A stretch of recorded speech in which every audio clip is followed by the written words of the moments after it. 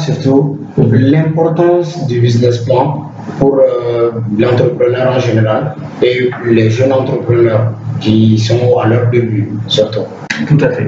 Alors, l'une des grandes difficultés que l'on rencontre, pas seulement d'ailleurs au Mali, mais en Afrique en règle générale, c'est que notre formation universitaire est beaucoup trop théorique.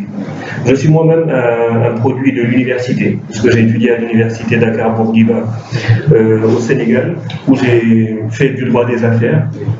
La vraie difficulté, c'est que quand on sort de l'université, on n'a que des connaissances théoriques. Et donc, la vie d'entrepreneur, c'est essentiellement des connaissances pratiques. Et donc, moi, c'est comme ça que, en autodidacte, je me suis formé donc sur les questions relatives à l'entrepreneuriat et à la création de business plan.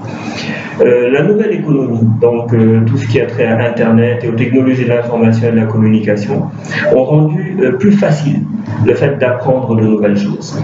Et ont facilité aussi le fait de maîtriser des domaines de compétences qui avant étaient exclusivement réservés à une catégorie de population. Par exemple, la conception de business plan a longtemps été réservée à des spécialistes, comptables, financiers, voilà, donc des techniciens en fait de la chose, on va dire presque de gestion.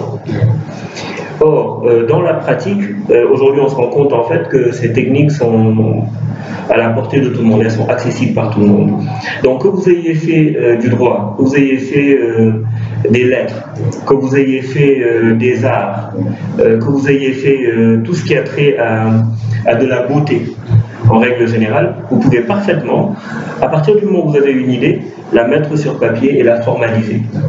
C'était cela le projet. Et donc, à la formation dont je vous ai parlé plus tôt avec les jeunes qui m'avaient été confiés, je me suis rendu compte en fait que beaucoup d'idées étaient presque mort-nées. Pourquoi? Parce que les gens, au moment où ils avaient l'idée, ils étaient découragés par les trésors de compétences qu'ils devaient déployer pour la mettre sur papier.